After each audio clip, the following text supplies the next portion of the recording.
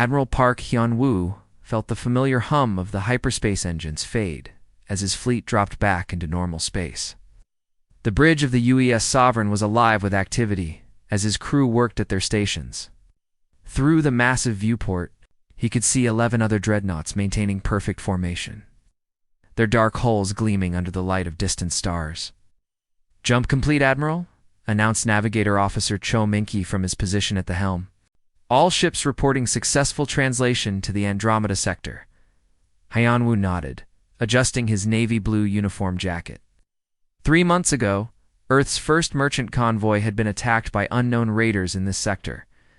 When the survivors made it home, they brought stories of organized pirate fleets and something called the Galactic Council that claimed authority over human expansion. Today would be humanity's first official contact with these self-appointed galactic rulers. "Long-range sensors are picking up massive energy signatures ahead," reported sensor operator Jung Hae-won. "Looks like a space station. Artificial construction. Really big, maybe 20 kilometers across." Captain Kim Tae-jin moved to stand beside his admiral, studying the tactical display. That's got to be their council headquarters. Intelligence was right about the scale of their operations. The bridge's main display showed a sprawling structure that looked like a metallic flower blooming in space. Dozens of docking arms extended from a central hub, and hundreds of ships of various designs moved in controlled patterns around it. Some vessels were sleek and silver, others looked like living creatures with organic curves, and a few appeared to be made of crystalline materials that caught and reflected starlight. "Impressive engineering," admitted Chief Engineer Park Sun-woo over the CUM system. "But their propulsion signatures are all over the place. Different species using different technologies, probably not standardized." Communications Officer Lee So-young looked up from her station, her young face showing concentration. "Admiral, we're being scanned. Multiple sources, different frequency patterns. They're definitely curious about us." "Let them look," Hugh replied calmly. "We have nothing to hide." Lieutenant Kong Ji-ho, the ship's intelligence officer, was already analyzing the incoming data. "Sir, I'm detecting at least 12 different ship designs in their fleet. It looks like this council represents multiple alien species working together. Energy weapons, some kind of shield technology, but the power outputs seem ... manageable." Han-woo almost smiled at that assessment. The young officer had no idea how much firepower was packed into their 12 ships compared to the alien fleet ahead of them. "Sir, incoming transmission," Lee So-young announced, her fingers moving quickly across the holographic control interface. "They're using our own communication frequencies. Someone's been studying human technology. Interesting. Put them through." The main screen flickered and changed to show the interior of what could only be described as a grand throne room in space.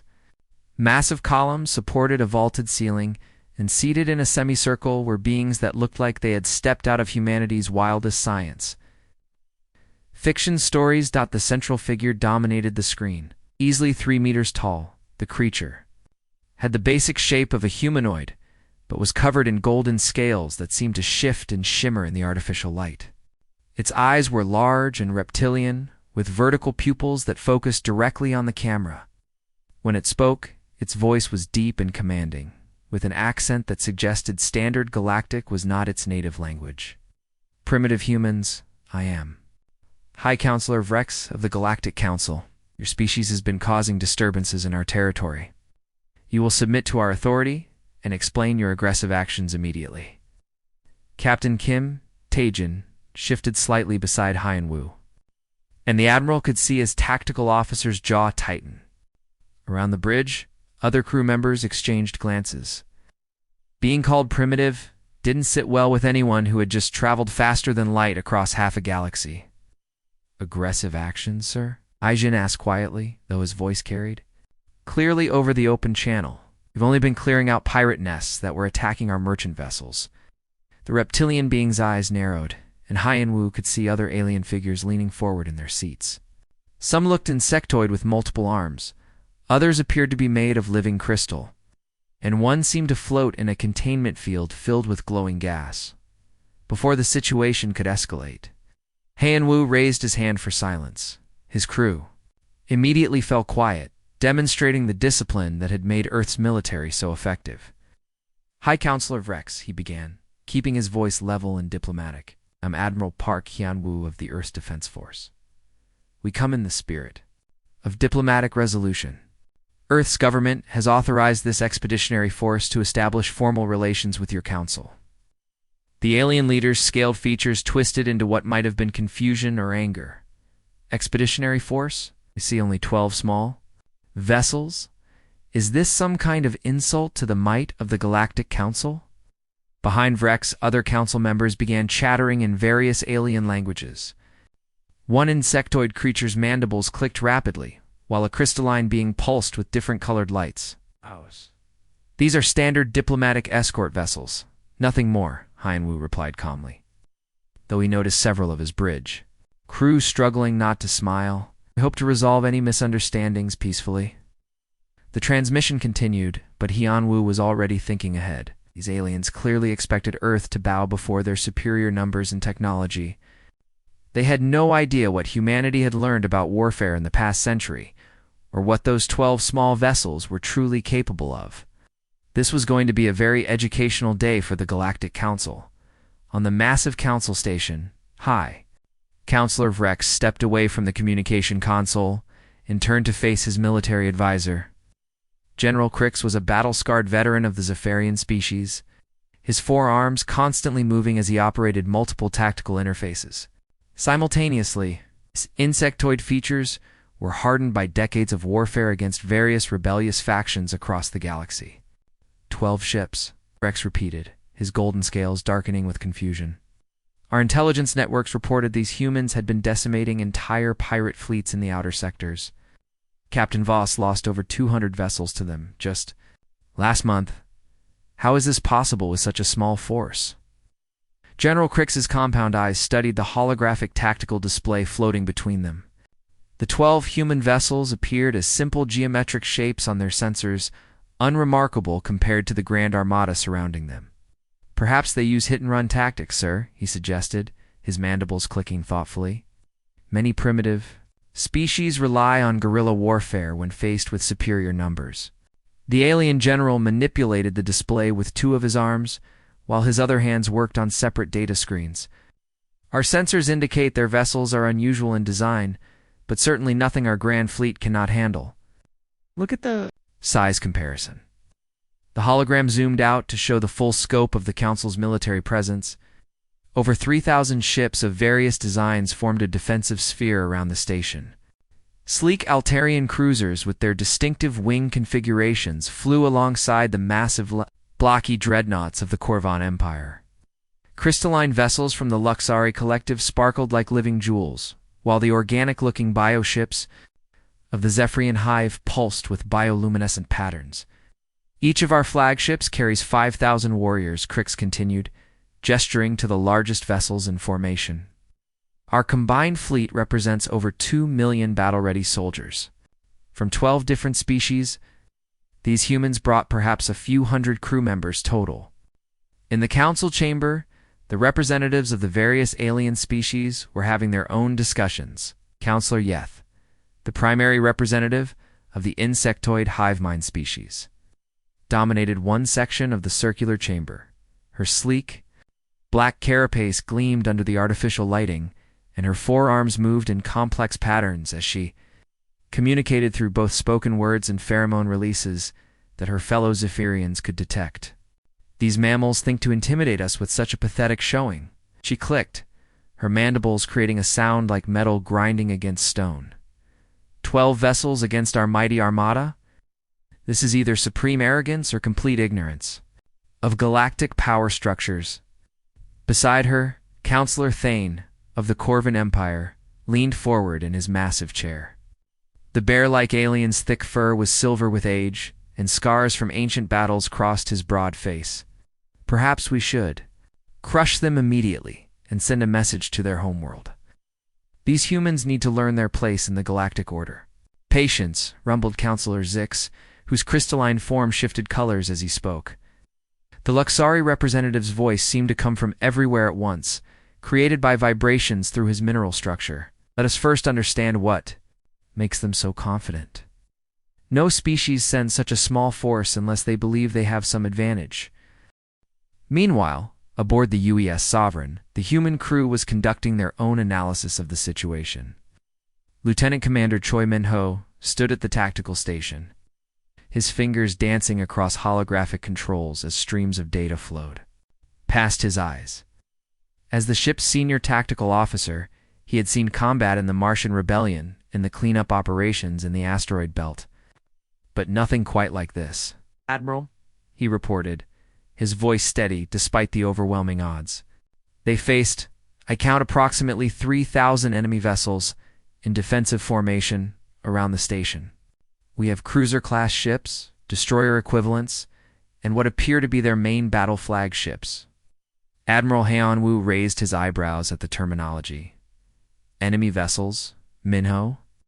The young officer's face flushed slightly as he realized his mistake. "Sorry, sir, unknown vessels," he corrected himself quickly. "Though I should mention that their weapon systems are powered and actively targeting us. Energy signatures suggest they're ready for immediate combat." The bridge crew exchanged glances. Everyone knew that if these aliens wanted to start a fight, the humans were outnumbered by roughly 250 to 1. But they also knew something the aliens didn't about human. Military technology and training, Captain Yoon. Jihai's voice crackled over the communication system from the UES Thunder, one of the other dreadnoughts in the formation. Her ship was positioned on the fleet's right flank, giving her tactical officers a different angle on the alien armada. "Admiral," she reported, "my tactical officer Kim Do-han has completed his analysis of their technology. The energy signatures and weapon configurations appear to be roughly equivalent to our pre-war era equipment. Beam weapons, kinetic projectiles, basic energy shields. Should we be concerned about their capabilities?" Haeon-woo considered this information carefully. Humanity's pre-war technology was what they had used against Earth's various nations before. The planet unified. It was effective enough. But compared to what they had developed for interstellar expansion and defense, it was practically ancient. "Maintain peaceful posture," he ordered calmly. "Let's see what they have to say first. We're here for diplomacy, not conquest." Behind him, Chief Science Officer Dr. Nam Sojin looked up from her sensor readings. "Admiral, their scanning attempts are quite sophisticated, but they're not penetrating our hull shielding. They have no idea what we're carrying inside these ships." Navigation Officer Cho Minki turned from his station. "Sir, they're positioning more ships behind us. Looks like they're trying to box us in, prevent any escape route." "Let them," Haeon-woo replied with the faintest hint of a smile. "We're not going anywhere until this conversation is finished." The tension in both fleets was building, but for very different reasons. The aliens saw easy prey that somehow had the audacity to enter their territory with insufficient force. The humans saw a potential diplomatic opportunity, backed by firepower, that their opponents couldn't even imagine. The stage was set for a very educational encounter. High Counselor Vrex was feeling quite pleased with himself as he watched the tactical display showing his overwhelming fleet advantage. Ships against 12, the mathematics were simple enough even for these primitive humans to understand. But his confidence began to crack when his chief science officer approached the command platform with urgent readings. Science Officer Zeal was a Kondorian, one of the galaxy's most respected scientific species. Her blue-gray skin rippled with bioluminescent patterns when she was excited or nervous. Right now, those patterns were flashing rapidly across her face and arms like a warning beacon.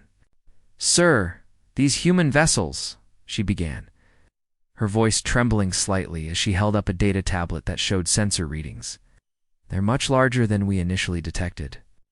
Some kind of advanced sensor masking technology is interfering with our scans." Vrex's golden scales darkened with concern. The Kondorians were known throughout the galaxy for their precision instruments and scientific accuracy. Zeal was worried. There was definitely something wrong. "How much larger?" he demanded. Leaning forward in his command chair, Zeal's bioluminescent patterns pulsed even faster as she rechecked her readings. "Each one appears to be approximately 15 kilometers in length, sir. Our initial scans showed them as maybe 2 or 3 kilometers, but that's not the worst part." She manipulated the data tablet, and a three-dimensional hologram appeared above it.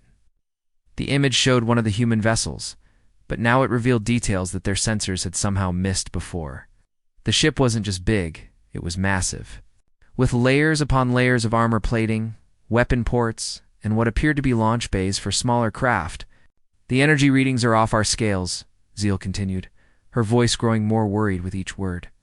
"Sir, the power signature from just one of their ships is generating more energy than our 3 largest dreadnoughts combined. I don't understand How their reactors can produce this much power without destroying themselves." Around the command center, other alien officers began to take notice. General Crix scuttled over on his 4 legs, his compound eyes studying the holographic display with growing alarm. "This cannot be accurate," he insisted, though his voice lacked conviction. "Our sensors are the finest in the galaxy. How could we have missed ships of this size?" "That's just it, sir," Zeal replied, her patterns now shifting to deep purple, a color that indicated fear among her species. "They're not hiding from us anymore. It's like they've turned off whatever was masking their true size. They want us to see what we're really facing."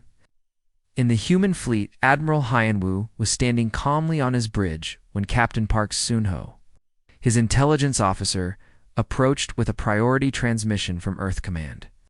Sunho was a veteran of the Jupiter Station incident and had served in intelligence for over 15 years. So when he looked concerned, it meant something important was happening. "Sir, Earth's command is sending updated orders," Sunho reported, handing over the decoded message on a secure tablet. "They want us to make it absolutely clear that we're not here for conquest. Standard diplomatic protocols are to be followed, but they're authorizing a full capability reveal if necessary." Hyanwu read through the message quickly, noting the authorization codes from the highest levels of Earth's government. The politicians back home were clearly nervous about this first contact situation, but they were also showing remarkable trust in his judgment. "Understood," he replied, handing the tablet back. "Okay, open a channel to the council." It's time they knew exactly who they're dealing with. The main screen flickered back to life, showing the alien council chamber. Hyanwu could see that the atmosphere had changed dramatically since their last conversation. The aliens looked nervous, with many of them frantically working at various control panels and displays. High Counselor Vrex Hyanwu began, his voice carrying the authority of someone who had commanded fleets in actual combat. "I believe there may be some confusion about our intentions and capabilities. This is Admiral Park Hyunwoo of the Earth Defense Force, commanding the 3rd Expeditionary Fleet." He paused, allowing his words to sink in before continuing. "We carry a crew complement of 120,000 across our 12 dreadnoughts, along with our standard AI battle management systems and automated defense networks." The council chamber fell completely silent. Even the constant background chatter of alien languages stopped as every being in the room focused on what they had just heard. High Counselor Vrex's scaled face went from golden to a pale yellow color. That indicated shock among his species. "Did you say," Vrex repeated slowly, as if he couldn't believe what he had heard, 120,000 crew members? "In 12 ships? That's correct," Hyanwu confirmed calmly. "Each of our Titan-class dreadnoughts carries 10,000 personnel, including Marines, pilots, engineers, and support staff. We've brought minimal firepower for this diplomatic mission. Standard protocol when dealing with potentially hostile forces." Behind Vrex, General Crix was frantically working at his tactical display, running calculations that became more disturbing with each passing second. His forearms moved rapidly across different control surfaces as he cross-referenced crew manifests. "From their own fleet, sir?" he whispered urgently to the High Counselor. "Our entire battle fleet carries roughly 200,000 beings across 3,000 vessels. These 12 human ships alone nearly match our total personnel numbers." The implications hit everyone in the council chamber at the same time. If each human ship carried 10,000 crew members, that meant their vessels were not just larger than originally detected, they were floating cities, mobile bases capable of supporting massive populations in space. Counselor Yef's mandibles stopped clicking entirely, a sign of complete shock among the insectoid species. Counselor Thane's thick fur stood on end, while the crystalline Counselor Zix's color patterns shifted to deep red, a warning signal among his people. Minimal firepower? Counselor Yeth finally managed to click out. What do you consider maximum firepower?" Admiral Hyenwu smiled slightly, though it wasn't a threatening expression. Hi, Counselor. The 3rd Expeditionary Fleet represents approximately 2% of Earth's total military capacity. We hope that answers your question about our peaceful intentions. The silence that followed this statement was deafening. The tension in the council chamber had reached a breaking point. Every alien representative was staring at their displays, trying to process what they had just learned about human military capabilities. The mathematics were staggering. 12 ships carrying more personnel than their entire fleet, claiming to represent just 2% of Earth's total forces. Counselor Yeth's compound eyes darted nervously between her fellow council members, her insectoid features twitching with agitation. Her mandibles clicked rapidly as she spoke, the sound echoing through the chamber like machine gun fire. Surely they exaggerate their capabilities, she insisted, though her voice lacked the confidence she had shown earlier. No species could develop such advanced technology without the galaxy knowing about it. Our intelligence network spanned thousands of systems. Around her, other council members were having similar doubts. The bear-like Counselor Thane growled softly, his massive claws scraping against his chair's armrests. These mammals are trying to intimidate us with false claims. We should call their bluff. But High Counselor Vrex was studying the sensor readings. More carefully, something about the human admiral's calm confidence worried him. In his 3 centuries of leadership, he had learned to recognize when someone was bluffing and when they truly held superior cards. Admiral Hyenwu, watching the alien discussion through the open communication channel, could sense their skepticism. He had seen this reaction before, during humanity's early expansion into the solar system. When Mars colonies had doubted Earth's military reach, sometimes a practical demonstration was worth more than 1,000 words. He turned to his weapons. Officer Commander Zhang Wujin, who was stationed at the Tactical Control Center. Wujin was a veteran of the Titan Wars, where humanity had first tested its most advanced weapon systems against rogue AI constructs in the outer solar system. Commander Zhang Wujin, Hyenwu said clearly, making sure his voice carried over. The open channel to the council, are the graviton cannons online? Wujin's fingers danced across his control interface, checking system after system with practiced efficiency. Green lights appeared across his display as the ship's most powerful weapons came online for the first time since leaving Earth space. All systems green, Admiral, he reported, his voice steady despite the magnitude of what they were about to demonstrate. Primary graviton array is charged and ready. Shall I target the designated asteroid field? The council chamber fell silent as the aliens realized what they were about to witness.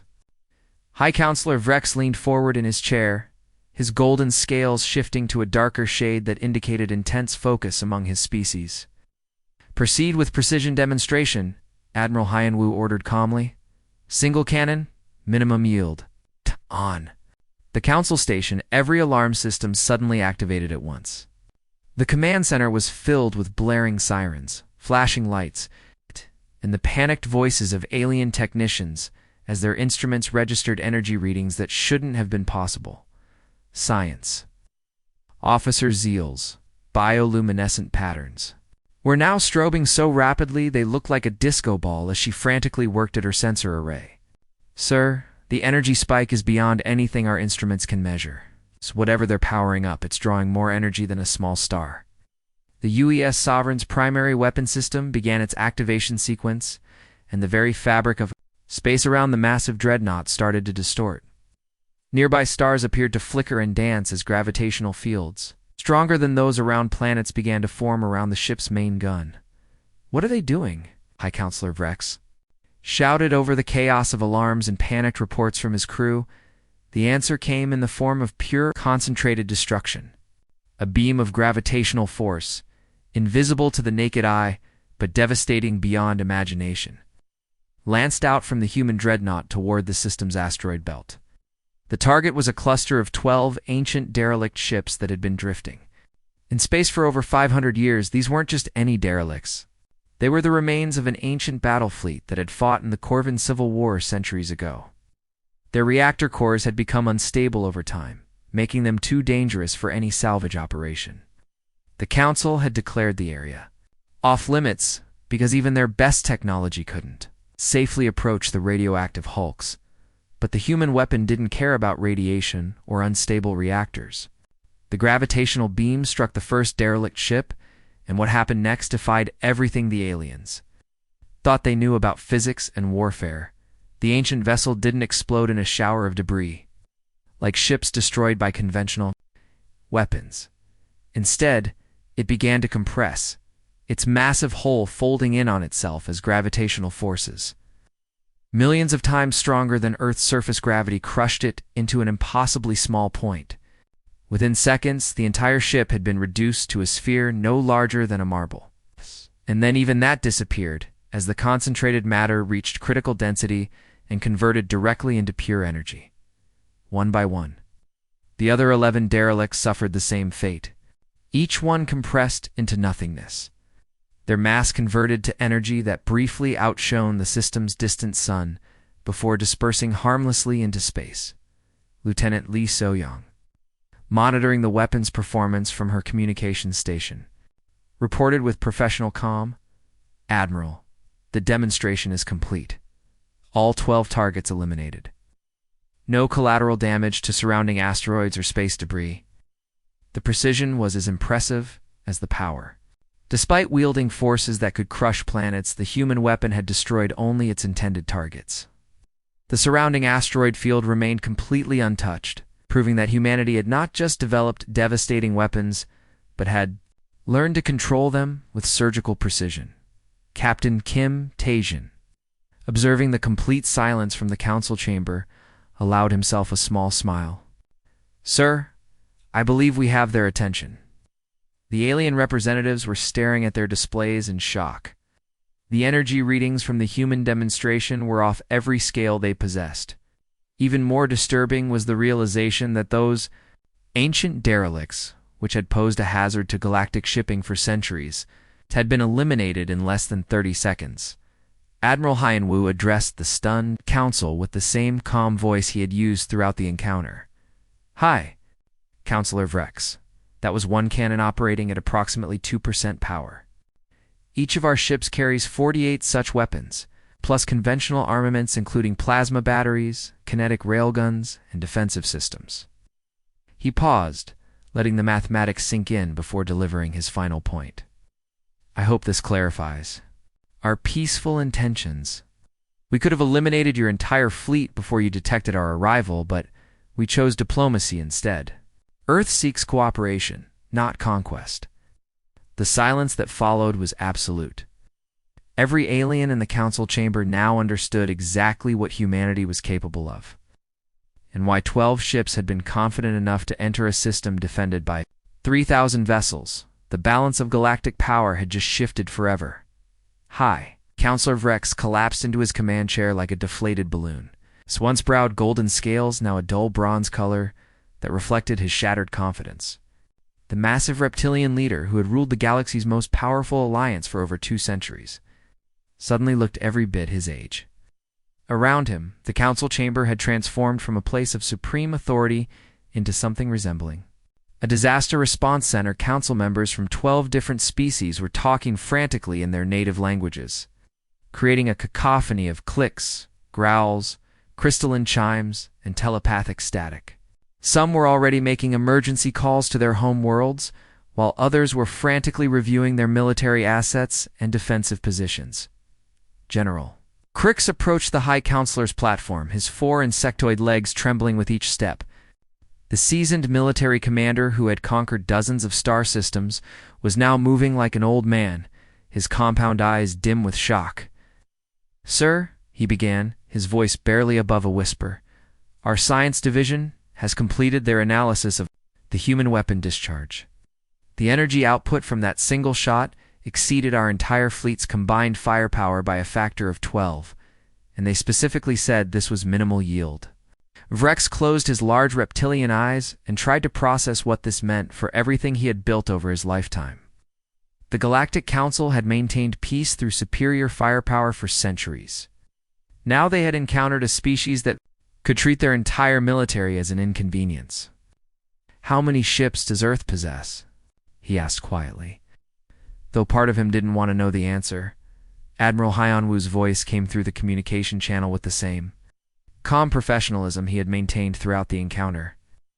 The Earth Defense Force maintains 600 Titan-class dreadnoughts organized into 12 operational fleets, plus approximately 3,000 supporting vessels, including carriers, destroyers, and specialized craft. The number hit the council chamber like a physical blow. 600 ships like the ones they had just witnessed. If 12 ships could obliterate their entire fleet, what could 600 do? The mathematics were terrifying, but then the human admiral continued, and his next words were even more surprising than his military statistics. However, we prefer trade to warfare. Our proposal is simple: mutual respect, fair commerce agreements, and joint operations to eliminate piracy in disputed sectors. Captain Yoon Ji-hai's voice joined the conversation from the UES Thunder. Our economic attached director Nam So-min has prepared comprehensive trade proposals that could benefit all council species. We're particularly interested in your exotic materials and rare minerals in exchange for our medical technologies, agricultural improvements, and manufacturing techniques. The alien leaders exchanged bewildered glances at expected demands for surrender, tribute payments, or territorial concessions. Instead, these humans were offering business partnerships. Counselor Let's mandibles were clicking so rapidly they sounded like a machine gun. Among her species, this was a sign of extreme agitation bordering on panic. You offer trade? She managed to click out between her rapid mandible movements. We demonstrated restraint, Admiral Hanwoo corrected gently but firmly. Earth's policy has always been peace through strength. We have no desire to conquer existing civilizations. We have entire unexplored galaxies waiting for us beyond the galactic rim. But we will defend our citizens and our trade routes against any aggression. On the human flagship, Commander Choi Minho was monitoring the alien fleet's response through his tactical sensors. He leaned close to Admiral Hyanwoo and whispered, "Sir, their entire fleet is powering down weapons and moving to defensive positions. I think they finally understand the situation." The change in the alien formation was dramatic. Ships that had been arranged in aggressive attack patterns were now spreading out, creating clear corridors for the human vessels to move freely. It was the universal sign of a force acknowledging superior firepower and choosing discretion over destruction. High Counselor Vreck slowly rose from his command chair, his movements careful and deliberate. When he spoke, his voice carried a tone of respect that hadn't been there at the beginning of their encounter. Admiral Park Hyanwoo, he began formally, the Galactic Council accepts Earth's proposal for diplomatic relations. We welcome humanity as equals in galactic affairs and look forward to the prosperity that cooperation can bring to all our species. The transformation was remarkable. In less than an hour, humanity had gone from being dismissed as primitive newcomers to being recognized as the galaxy's newest major power. And they had accomplished it without firing a shot in anger, as the human fleet began establishing orbital stations for ongoing negotiations. Captain Park Sun-ho was already filing his intelligence. Report back to Earth Command. Mission successful. Council accepts all diplomatic terms. Recommend establishing permanent embassy with light security detail. Just follow-up missions to establish trade routes and joint patrol agreements. Admiral Hyanwoo watched through the viewport as alien ships began dispersing throughout the system, many heading toward hyperspace jump points to carry news of this historic encounter to their home worlds. The word would spread quickly. Earth was not to be trifled with, but they could be trusted as valuable allies. Lieutenant Commander Kim Do-haen was already working with his council counterparts, sharing tactical analysis and planning joint patrol routes to eliminate the piracy that had plagued this sector for decades. The cooperation was remarkable, considering that an hour ago these same beings had been pointing weapons at each other. Set course for Earth, Admiral Hanwoo ordered his navigation officer. Our work here is accomplished. Leave the U.S. Harmony and U.S. Prosperity as embassy guard ships with skeleton crews. As the remaining 10 dreadnoughts prepared for their hyperspace jump home, Director Nam So-min was already deep in negotiations with 17 different species representatives. Trade agreements were being drafted, cultural exchange programs were being planned, and joint research initiatives were being discussed. The galaxy had discovered that humanity came not as conquerors, but as partners ready to contribute to galactic civilization, while defending their own interests with overwhelming force. Admiral Aspan Wu's final transmission to the Council was simple and direct. "Thank you for your hospitality, High Counselor. We look forward to a long and prosperous relationship between our peoples." In the Council chamber, High Counselor Vrex was already issuing new directives to all member species. The orders were clear. Approach human space with diplomatic vessels only. Establish trade protocols immediately, and under no circumstances should any species attempt military action against Earth or its colonies. The galaxy had just learned what humanity considered a diplomatic escort mission, and absolutely no one wanted to discover what Earth would send if they actually intended to fight a war. As the human dreadnoughts disappeared into hyperspace, leaving only their 2 embassy ships behind, the aliens finally understood the new reality. Humanity had arrived on the galactic stage, and the balance of power would never be the same again. The end.